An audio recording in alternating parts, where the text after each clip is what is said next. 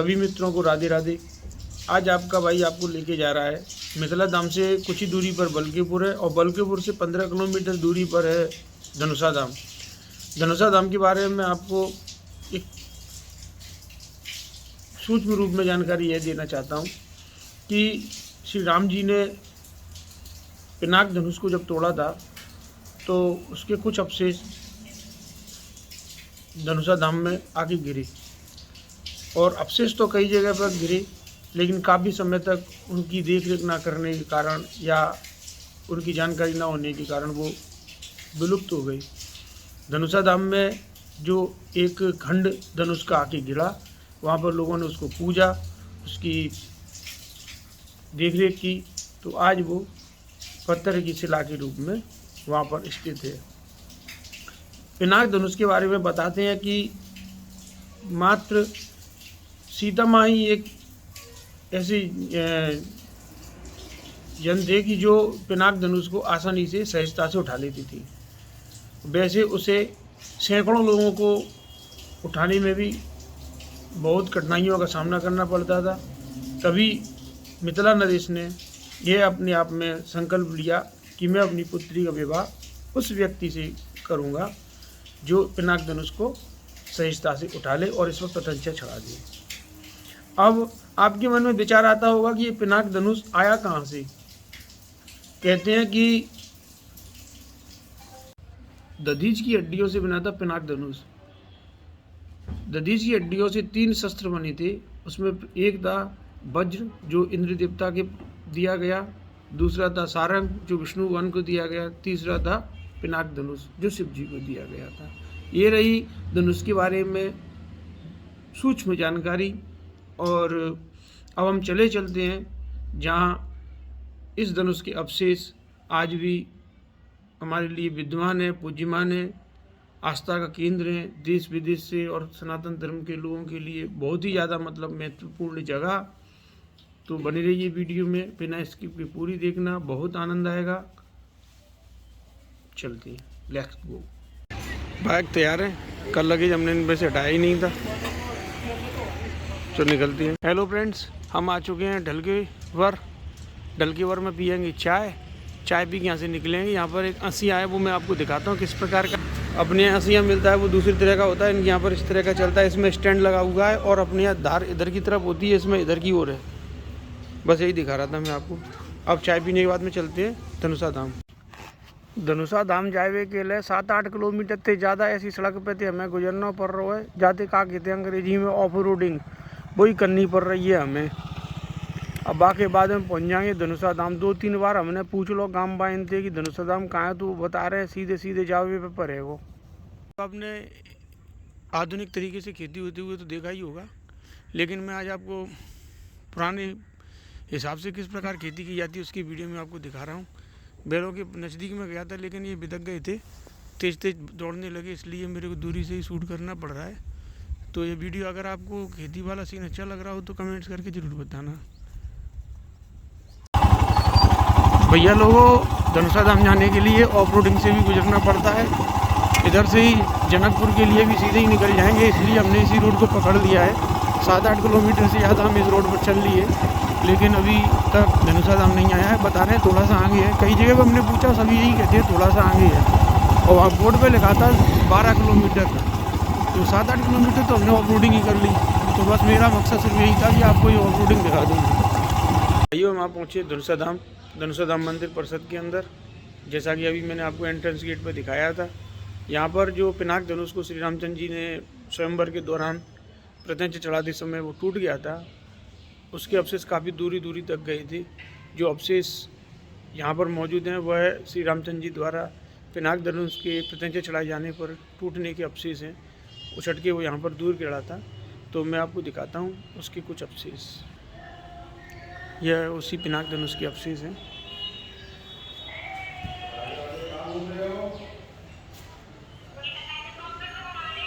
ये देखिए, अच्छा, ये देखिए उसी पिनाक धनुष के अवशेष तो श्री रामचंद्र जी ने स्वयंवर के दौरान पतंजलि चढ़ाते समय टूट गया था।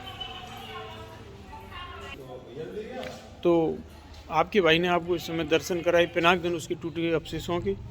जो कि काफ़ी दुर्लभ दृश्य है। और जिन लोगों ने इस धनुष के दर्शन पहले कर रखे हैं वो मुझे कमेंट्स करके बताएं। जिन लोगों को ये वाला बाग पसंद आया वो एक बार कमेंट्स बॉक्स में जय श्री राम अवश्य लिखें। चलते हैं अब जनकपुर।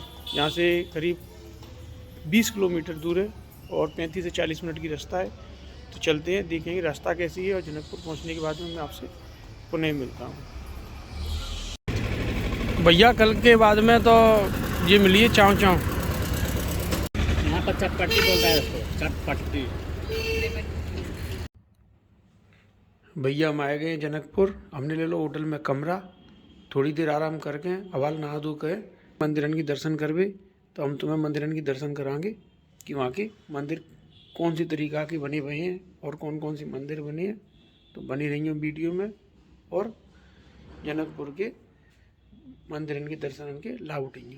फ्रेंड्स नहा धो के बिल्कुल तैयार हो गए हैं और होटल से निकल रहे हैं, जा रहे हैं जनकपुर के टेम्पल्स की ओर।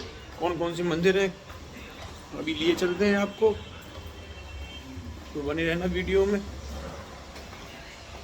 ये भैया ने हमें रूम दिया है काफ़ी किफ़ायती दामों में, इंडिया के लगभग 1300 रुपये में। तो इनको भी एक थैंक यू बनता है। तो मैं आपको कुछ जनकपुर का बाज़ार का भी दृश्य दिखाऊंगा कि लोकल मार्केट यहाँ कैसा है, जिससे आपको थोड़ा सा आइडिया लगे कि किस प्रकार का यहाँ बाज़ार है। चलते देखिए कुछ इस तरह का होटल के बाहर मार्केट है। ये देखिए राम मंदिर के अंदर हम प्रवेश कर रहे हैं। जनकपुर में राम जी जब अपने ससुराल आए थे तब के यह दर्शन है राम मंदिर के दर्शन आप इस समय स्क्रीन पर कर रहे हैं।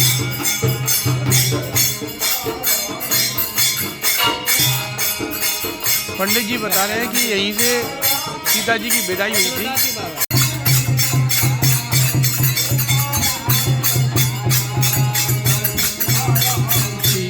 हम चलते हैं दशरथ जी की कुलदेवी के मंदिर की ओर।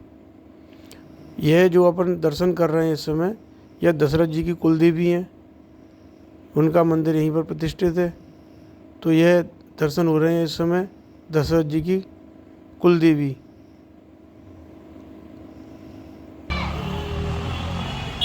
फ्रेंड्स मैं आपको बताना चाह रहा था कि यह सरोवर है एक जो प्राचीन राम जानकी मंदिर के बिल्कुल ठीक सामने ही है। राम जी ने जो विवाह के स्वयंवर के दौरान जो धनुष तोड़ा था उसके 3 टुकड़े हुए थे। एक तो स्वयं मैंने आपको एक स्थान बताया था वहाँ गिरा था, दूसरा इस सरोवर के अंदर और तीसरा पाताल लोक में। ऐसी कुछ जानकारी मुझे जो मिली है उसी के हिसाब से मैं आपको ये बता रहा हूँ। अब चलते हैं अगले मंदिर की ओर। अब मन किया है टिकिया खाने का, तो आ गए हम टिकिया खाने के लिए। तो आप भी एंजॉय कीजिए हमारे साथ में। गोलगप्पे खाने का देखिए क्या नज़ारा चल रहा है, स्ट्रीट फूड है। यहाँ पर हमने कुछ गरम गरम मूंगफलियाँ ले ली हैं, एक्स्ट्रा मतलब कड़क कराई है मूंगफली। और देखो भैया ने सिलेंडर लगा रखा है, लकड़ी वकड़ी धुएं वुएं का कोई काम नहीं है। भाइयों अपन आप पहुँचे जानकी मंदिर। मैं कराता हूँ आपको इसके दर्शन, जहाँ तक कैमरा जाएगा वहाँ तक आप इसके दर्शन करेंगे। और काफ़ी भव्य इमारत है, इसके बारे में अभी मुझे ज़्यादा कुछ नहीं मालूम है, जैसे ही पता चलेगा मैं आपको बताता हूँ।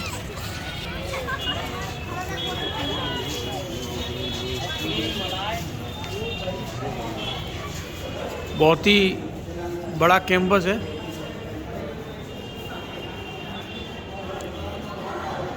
आपको नज़र ही आ रहा होगा कि कितनी अच्छी सुंदरता के साथ में इसे बनाया गया है। वीडियो इसकी मत करना, इसकी तो पूरी देखना आप वीडियो।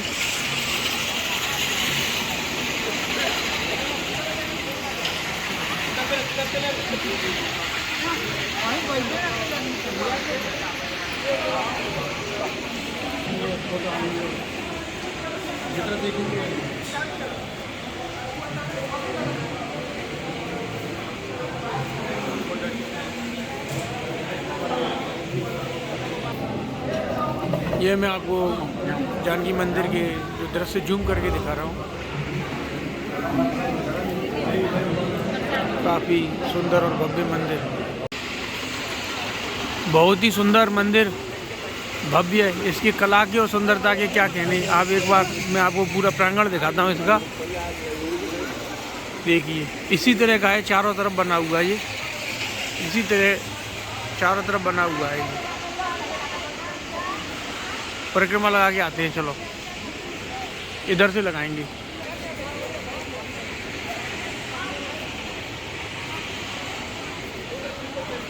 ये काठमांडू से 250 किलोमीटर दूर जनकपुर आएंगे आप, जिस तरह से मैंने कल आपको बताया था। और मेरी वीडियोज देख लेना, उनसे आपको हेल्प मिलेगी।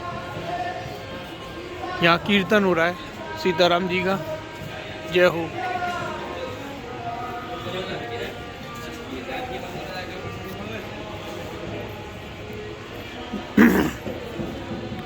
इस समय अपन परिक्रमा लगा रहे हैं, आप परिक्रमा को पूरा देखिए और आनंद लीजिए दर्शन की।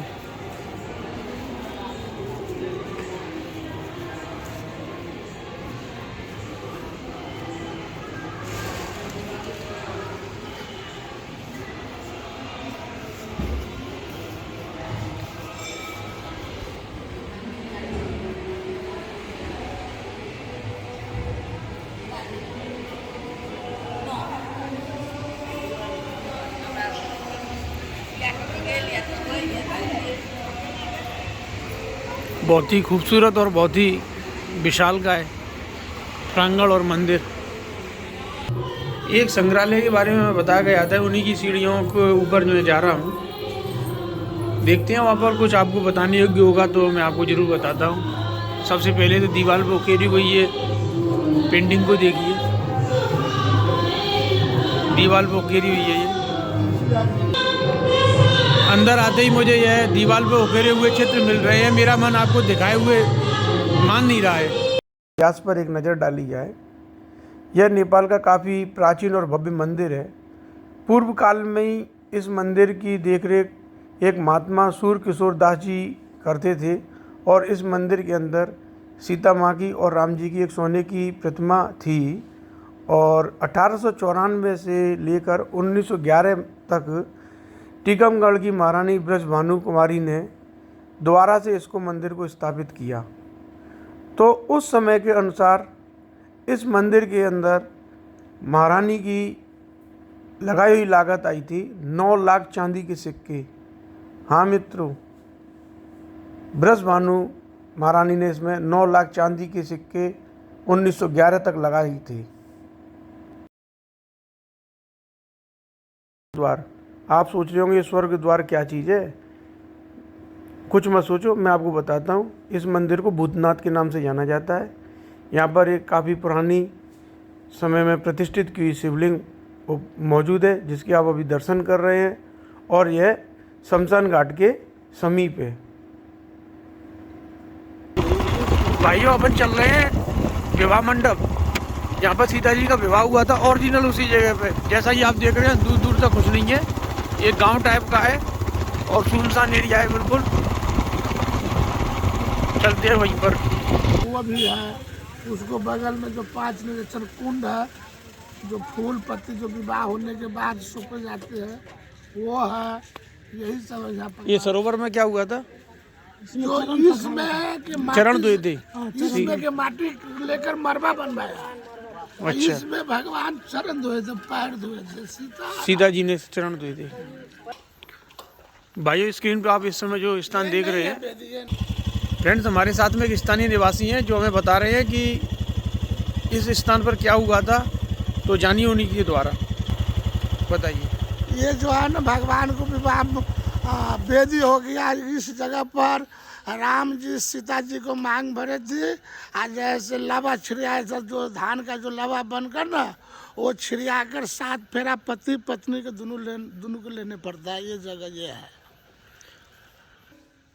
फ्रेंड्स, इनका कहने का मतलब ये है कि यहाँ पर राम जी ने सीता मैया की मांग भरी थी और यहाँ पर ही 7 फेरे लिए थे। ये एक बहुत ही सुनसान जगह पर है और मैं कुछ ही दूरी से अपना काम कर रहे थे, एक स्थानीय निवासी हैं, उनको लेके आया था। आपका नाम क्या है सर? राम आश्रय राउत। इनका नाम राम आश्रय है। तो इनको बहुत बहुत धन्यवाद। फ्रेंड्स, आपने देखा कि वो अभी सुनसान बन रहा है, जंगल सब इसी को में, नकल जो कि कर यहाँ लोगों का आना जाना मुश्किल है। इधर है ना, अपने पास में बाइक थी तो इसलिए अपन आ सके। और भी ये कुछ बताना चाह रहे हैं तो देखते हैं, बने रहिए आप मेरे साथ वीडियो में। इसको नाम है पैसरनी सागर। जो भगवान को विवाह हुआ ना, उस टाइम में फूल अक्षत जो विवाह होने के बाद जो होम होता है वो सब जो बचा था ना, इसमें सौंपा गया था। इसका नाम है 5 निर्देशन कुंड। यही है भगवान को पुराना। जैसा कि आपको बता रही है, कोई कुंड है जिसमें विवाह की सामग्री वगैरह का कोई कार्यक्रम हुआ था। आज तो एक बहुत अच्छी अवस्था में नहीं है, बिल्कुल चीड़ चीड़ अवस्था में है। और चलो चलते और बताते हैं क्या बता रहे हैं आगे। फ्रेंड्स, सामने ये जो आपको एक इमारत दिखाई दे रही है धुंधली धुंधली सी, ये राजा जनक का महल हुआ करता था, जो ये टूट गया। अब इसमें क्या किया जाए, दोबारा तैयार किया जा रहा है, दोबारा बन रहा है, दोबारा बनाने की कोशिश की जा रही है। और जो इसमें वास्तविक महल था, हजारों साल बीत चुकी हैं, तो वो महल तो टूट चुका। उसी स्थान पर दूसरा महल का निर्माण किया जा रहा है।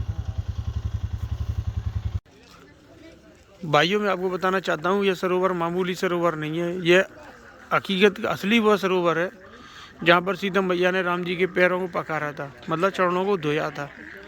यह वो सरोवर है। और जहाँ ये विवाह मंडप मैंने आपको दिखाया है, उसी जगह पे यह स्थित है। ये सिटी से काफ़ी दूर है। तो फ्रेंड्स, अब हम वहाँ पहुँचे हैं। यहाँ पर एक सरोवर है जिसे गंगा सागर के नाम से जाना जाता है। तो यह उसी गंगा सागर की आरती का जो चित्रण चल रहा है, वही हम इस समय देख रहे हैं। हमें वहाँ से थोड़ा सा जल्दी आना पड़ा, क्योंकि यहाँ पर गंगा सागर आरती प्रारंभ होने का समय हो गया था। और मुझे इस बात का खेद है कि मुझे गंगा आरती का जो म्यूजिक है और उसका साउंड है बंद करना पड़ा, क्योंकि कुछ प्रोटोकॉल हैं उन्हें फॉलो करना पड़ता है, नहीं तो कॉपीराइट क्लेम आ जाता है वीडियो पे। इसके लिए मैं आपसे क्षमा चाहता हूँ कि मैं आपको गंगा आरती का साउंड नहीं सुना पा रहा। तो आपने आज वीडियो को पूरा देखा, अच्छे से समझा, इसके लिए मुझे बहुत खुशी है। आज वीडियो थोड़ा सा बड़ा हो गया, उसके लिए मैं क्षमा चाहता हूँ, लेकिन आपको विस्तार से सब बताना भी था। चैनल को सब्सक्राइब करें। Thank you. जय हिंद, जय भारत।